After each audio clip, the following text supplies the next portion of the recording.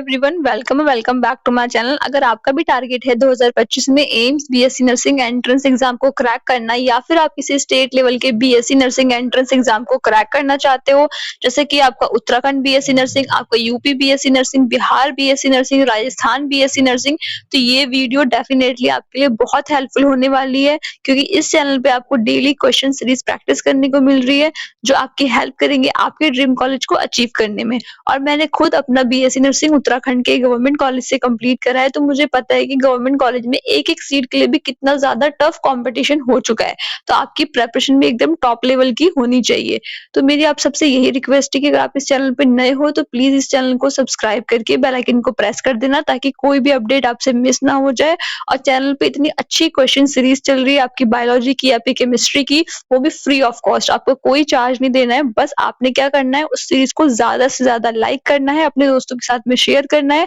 Questions पसंद आ रहे हैं, टीचिंग मेथड पसंद आ रहा है आपको, तो आप उन्हें प्यारे प्यारे कमेंट्स कर सकते हो, क्योंकि आपके प्यारे प्यारे कमेंट्स और आपका एक लाइक मुझे मोटिवेशन देता है कि मैं इसी तरीके से आप सब लोगों के लिए अच्छे अच्छे क्वेश्चंस लाती रहूं।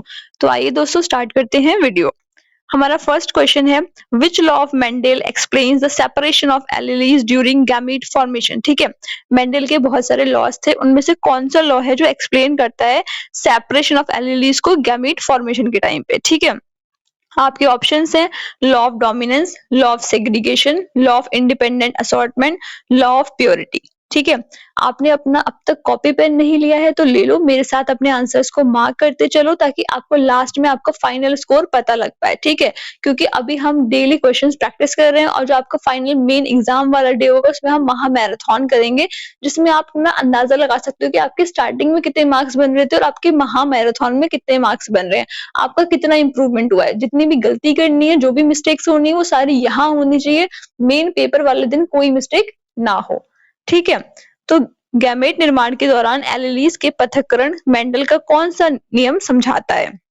आपका करेक्ट आंसर है इसमें option number B, law of segregation. ठीक है, ये law state that each organism contain two alleles. ठीक है, ये लॉ स्टेट करता है कि हर ऑर्गेनिज्म में क्या होती है, दो एलीलीज होती हैं एक ट्रेट के लिए। ठीक है, for each trait, and these alleles segregate during gamete formation. जब भी गैमीट फॉर्मेशन होता है तो ये एलीलीज सेग्रीगेट आपकी हो जाती हैं। ठीक है, तो ऑप्शन नंबर बी करेक्ट है। Next question, which of the following is a dihybrid phenotypic ratio in Mendel's experiment? Mendel ने जो एक्सपेरिमेंट करा था उसमें डाइहाइब्रिड phenotypic ratio किसका था? 1:2:1, 3:1, 9:3:3:1, 1:1। ठीक है, मेंडल के द्विगुणज संकरण प्रयोग में फेनोटाइपिक अनुपात क्या होता है? आपका करेक्ट आंसर है option number C, 9:3:3:1। This ratio is observe in the F2 generation of a dihybrid cross. जब भी डाइहाइब्रिड क्रॉस होता है तो उसमें F2 जनरेशन में आपको ये रेशियो देखने को मिलता है। ठीक है, option number C. Next question, codominance is observe in which of the following traits. ठीक है बच्चों, कोडोमिनेंस कौन सी ट्रेट में आपको देखने को मिलेगा? थोड़ा सा दिमाग लगाओ, बहुत अच्छा क्वेश्चन है ये। इसके आपके ऑप्शंस दे रखे हैं, height in humans, skin colour, ABO blood group और आई कलर। अब बताओ मुझे, सह प्रभाविता यानी कि कोडोमिनेंस निम्न में से किस लक्षण में देखी जाती है? बहुत अच्छा क्वेश्चन है, बहुत प्यारा क्वेश्चन है, फटाफट से अपना आंसर बताओ। यहाँ पे क्या होगा? Option number C, ABO blood group में। ठीक है, एबी ब्लड ग्रुप में ए और बी एलीलीज जो होती हैं आपकी, वो एक्सप्रेस होती हैं इक्वली। ठीक है, दोनों को एक साथ इक्वल मौका मिलता है। ठीक है, next question, in which generation is the 3:1 observe in monohybrid cross. जब भी मोनोहाइब्रिड क्रॉस होगा तो किस जनरेशन में आपको 3:1 देखने को मिलेगा? F1, F2, F3 या फिर पेरेंटल? बताओ, अंकुरुज संकरण में 3:1 का अनुपात किस पीढ़ी में देखा जाता है? देखो, यहाँ से क्वेश्चन अच्छे अच्छे बनते हैं और बहुत मतलब ऐसे ट्रिकी क्वेश्चंस नहीं होते, लेकिन बस थोड़ा सा दिमाग लगाना पड़ेगा। और दिमाग कब लगा सकते हो? जब आपने अपनी एनसीईआरटी को अच्छे से पढ़ा होगा, लाइन बाय लाइन पूरी एनसीईआरटी रीड करी होगी। ठीक है, मैं हमेशा यही बोलती हूँ कि एनसीईआरटी से बेस्ट बुक कोई हो ही नहीं सकती।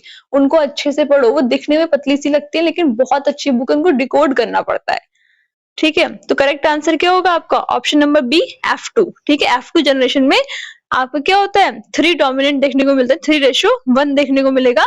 इसमें क्या होगा 3 डोमिनेंट हो जाएगा, 1 रिसेसिव फिनोटाइप आपका रह जाएगा। आपको पता है एक डोमिनेंट हो जाता है, एक रिसेसिव रह जाता है, तो वही यहाँ पे आपकी कहानी बनेगी। Next question, the genetic constitution of an organism is known as, जो किसी भी ह्यूमन बीइंग का जेनेटिक मेकअप होता है उसको हम क्या बोलते हैं, ठीक है।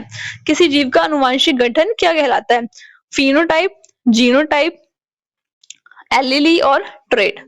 अब बताओ क्या होगा यहाँ पे correct answer, option number B, ठीक है।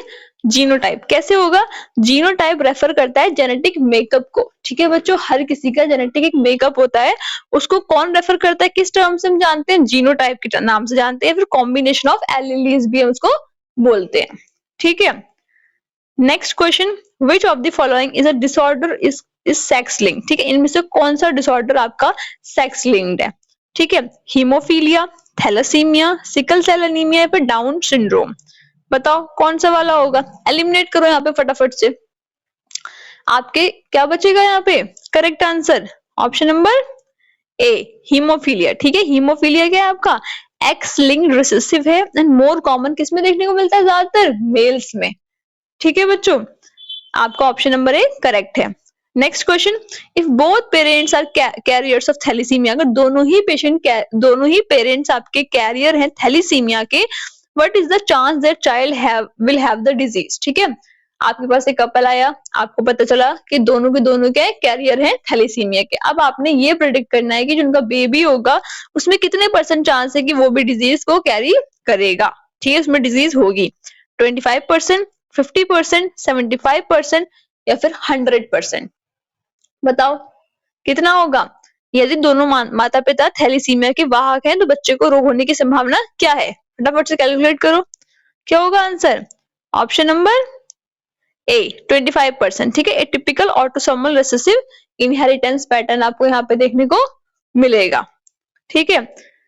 Next question, which of the following shows incomplete dominance, इनमें से कौन सा इनकम्प्लीट डोमिनेंस दिखाता है, Snapdragon flower colour, ABO blood group, आई कलर और हीमोफीलिया, बताओ यहाँ पे क्या बनेगा आंसर आपका correct, option number any gases ए, ठीक है। स्नैपड्रैगन फ्लावर कलर जो होता है इसमें क्या देखने को मिलता है, कैसे करके होगा अब ये समझो, हेटेरोजाइगस कंडीशन होती है, ठीक है, शो करती है blending of red and white to pink में, ठीक है, इसलिए आपको ऑप्शन नंबर ए करेक्ट है। Next question, which chromosome number is affected in Turner syndrome, आपने सुना होगा Down syndrome, Patau syndrome, Turner syndrome, तो टर्नर सिंड्रोम में कौन सा क्रोमोसोम नंबर अफेक्ट होता है, 21, 18, एक्स और वाई, बताओ टर्नर सिंड्रोम में कौन सा गुणसूत्र प्रभावित होता है, आंसर क्या होगा, ऑप्शन नंबर सी एक्स, ठीक है। It occurs due to monosomy of X chromosome, X chromosome क्या होती है, मोनोसोमी हो जाती है, क्या देखने को मिलता है 45 और एक्स से सिर्फ, ठीक है, इस वजह से आपका टर्नर सिंड्रोम होता है। Next question, who is known as the father of genetics, बहुत बहुत फेमस क्वेश्चन है और बहुत इजी क्वेश्चन है, ठीक है। यहाँ पे इस क्वेश्चन में गलती होने के कोई स्कोप ही नहीं होना चाहिए आपका, ठीक है। ऐसे ही क्वेश्चंस क्या करते हैं, रैंक को ऊपर ले जाते हैं और रैंक को नीचे कर देते हैं, ठीक है। तो यहाँ पे क्या आपके ऑप्शन दे रखे हैं, Charles Darwin, Gregor Mendel, Watson और ह्यूगो डी व्राइस, बताओ कौन है इसका, option number B Gregor Mendel, ठीक है। उसके एक्सपेरिमेंट्स ने क्या बोला था, किस पे एक्सपेरिमेंट करे थे, पी प्लांट्स पे करे थे, और जेनेटिक्स की वहां से फाउंडेशन रखी गई, नींव आई, ठीक है, तो Gregor Mendel. Next question, which of the following is a chromosomal disorder, ठीक है, बहुत सारे डिसऑर्डर दे रखे हैं, अब पूछा है कि बताओ इसमें से क्रोमोसोम का डिसऑर्डर कौन सा है, cystic fibrosis, sickle cell anaemia, Down syndrome और हीमोफीलिया, क्या होगा correct answer, option number C Down syndrome, किसकी वजह से होता है, ट्राइसोमी हो जाती है क्रोमोसोम 21 की, ठीक है, इस वजह से। नेक्स्ट क्वेश्चन, एलीलीज आर, एलीलीज क्या है, ठीक है, आपसे ये पूछा गया है, एलीलीज क्या होते हैं, आपके ऑप्शन है alternate forms of gene, gene की अल्टरनेट फॉर्म है, प्रोटीन से, एंजाइम से या फिर हॉर्मोन्स है, क्या करेक्ट आंसर होगा आपका यहाँ पे, ऑप्शन नंबर ए, ठीक है, अल्टरनेट फॉर्म है जीन की, एलीलीज ऑक्यूपाई करती है same position on a homologous chromosome, ठीक है, समझ आया ऑप्शन नंबर ए करेक्ट यहाँ पे क्यों है। Next question, which type of inheritance involve multiple genes? ठीक है, किस टाइप के इनहेरिटेंस में मल्टीपल जीन्स देखने को मिल जाते हैं? आपके ऑप्शन है कोडोमिनेंस, पॉलीजेनिक इनहेरिटेंस, मोनोहाइब्रिड और सेक्स लिंक्ड। बताओ क्या करेक्ट आंसर होगा? कौन सी वंशगति में एक से अधिक जीन शामिल होते हैं? आपका करेक्ट आंसर है option number B, polygenic inheritance. ठीक है, कैसे होगा वो समझो।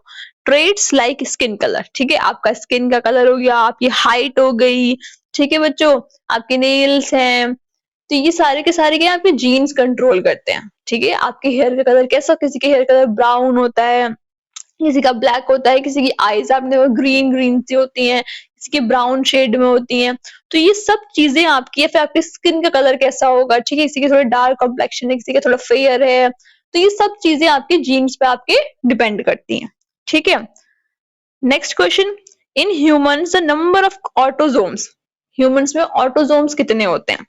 22 पेयर, 23 पेयर, 46, और आपको एक ऑप्शन दे रखा है 2 पेयर। 2 तो हो ही नहीं सकता, होगा या नहीं होगा बताओ, बोलो, हो सकता है क्या 2? या फिर आपको क्या होगा करेक्ट आंसर? 22। सोचो, अगर आपको ऐसे वहां पे क्वेश्चन आ जाए, आपको कंफ्यूज कर दे कि ये भी हो सकता है, ये भी हो सकता है, क्या करोगे फिर वहां पे? बताओ क्या करेक्ट आंसर होगा? ऑप्शन नंबर ए। ठीक है बेटा, 22 पेयर्स कैसे होगा? ह्यूमंस हैव 22 पेयर्स होते हैं ऑटोजोम्स के, हमें पता है ना, हमारे पास 46 है टोटल। ठीक है, तो 22 यानी कि 22 पेयर है हमारे पास ऑटोजोम्स के, और एक पेयर है हमारे पास सेक्स क्रोमोसोम का। ये बात आपने शायद बचपन से सुनी होगी कि हमारे पास कितने होते हैं? 46 क्रोमोसोम्स होते हैं, यानी कि 23 पेयर होता है। पेयर में 23 हो गए, वैसे आपके 46 होते हैं।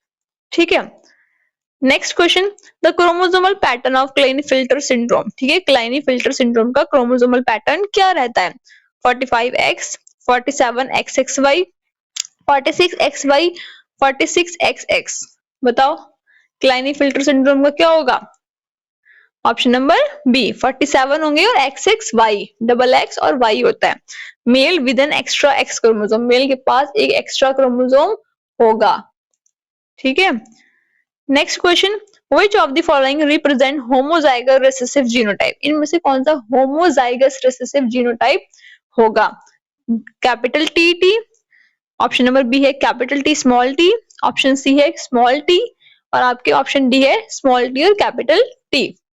बताओ क्या करेक्ट आंसर होगा? Option number C. ठीक है, स्मॉल टी 2 बार। ठीक है, क्यों होगा वो देखो, बोथ एलेलीज क्या है? रिसेसिव हैं, और कैसी है? सेम है। ठीक है, इस वजह से। Next question, what is the phenotypic ratio in case of incomplete dominance? Phenotypic ratio क्या होगा किसके केस में? इनकम्प्लीट डोमिनेंस के। ठीक है, 1:2:1, 3:1, 9:3:3:1 या 2:1। बताओ क्या करेक्ट आंसर बनेगा? Option number A, 1:2:1।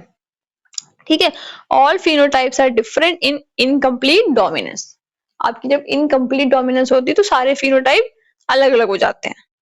ठीक है, next question, which Mendelian law is violated in linkage? जब लिंकेज होता है तो मेंडेलियन का कौन सा लॉ क्या हो जाता है? उसका हम वायलेशन करते हैं, उल्लंघन कर देते हैं। ठीक है, लिंकेज में मेंडल का कौन सा नियम उल्लंघन करता है? Law of dominance, law of segregation, law of independent assortment, law of unit characters. ठीक है बेटा, ये यूनिट बहुत इंपॉर्टेंट है, इसको बहुत अच्छे से पढ़ना। ठीक है, थोड़े से क्वेश्चंस होंगे यहाँ पे, थोड़ा सा दिमाग घुमाएंगे आपका, लेकिन आपने नहीं घूमना है। ठीक है, क्या करेक्ट आंसर होगा? Option number C, law of independent assortment. ठीक है, linked genes are inherited together, क्या हो जाएंगी? दोनों आपस में इनहेरिटेड हो जाएंगी। ठीक है, next question, sickle cell anaemia is caused due to? Sickle cell anaemia किसकी वजह से होती है? ठीक है, आपके ऑप्शंस हैं point mutation, chromosomal abnormality, gene deletion और फ्रेम शिफ्ट म्यूटेशन। बताओ किसकी वजह से होगा? ऑप्शन नंबर क्या करेक्ट होगा? A, point mutation. ठीक है, substitution of glutamic acid with valine at 6th position. ठीक है, next question, which of the following is a mutagen? इनमें से कौन सा क्या है? म्यूटेगेन है। ग्लूकोज, रेडिएशन, विटामिन सी या फिर वाटर। निम्न में से कौन सा उत्परिवर्तक है? क्या करेक्ट आंसर होगा? Option number B radiation. Radiation क्या कॉज करता है? म्यूटेशन कॉज करता है, अल्टरिंग करके डीएनए के स्ट्रक्चर को, डीएनए का स्ट्रक्चर में अल्टरेशन आएगा, म्यूटेशन होगी। किसकी वजह से हो रही है? रेडिएशन की वजह से हो रही है। ठीक है, तो ऑप्शन नंबर बी करेक्ट है। तो आई होप कि आपको मेरे साथ मजा आया होगा इन क्वेश्चंस को प्रैक्टिस करने में, आपके कंसेप्ट एकदम क्रिस्टल क्लियर हुए होंगे और जितने भी आपके डाउट्स थे वो आई होप कि आपके सबके सब सॉल्व हो गए होंगे। ठीक है, तो अगर आपको ये वीडियो पसंद आई है, आपको अच्छी लगी है, तो प्लीज इस वीडियो को ज्यादा से ज्यादा लाइक करना, अपने दोस्तों के साथ में शेयर भी करना और हाँ, अपने प्यारे प्यारे कमेंट्स कर सकते हो आपको मेरा टीचिंग स्टाइल पसंद आता है। ठीक है, बाकी कहीं कोई डाउट है, कोई क्वेरी है तो पूछ लेना, कमेंट सेक्शन ओपन है। टेलीग्राम ग्रुप का लिंक यहाँ मैंने पिन कर रखा है कमेंट सेक्शन में, तो वहां से ज्वाइन जरूर कर लेना याद से, क्योंकि वहां बहुत सारे अपडेट्स, नोट्स, पीडीएफ में शेयर करती रहती हूँ। ठीक है, बाकी मुझसे पर्सनली कांटेक्ट करना चाहते हो, कुछ पूछना है, कोई डाउट है आपका, तो आप मुझे मेरे इंस्टाग्राम हैंडल मेड माइंडसेट पे फॉलो कर सकते हो। बाकी मिलते हैं हम नेक्स्ट वीडियो में नेक्स्ट टॉपिक के साथ। तब तक के लिए thank you and have a nice day.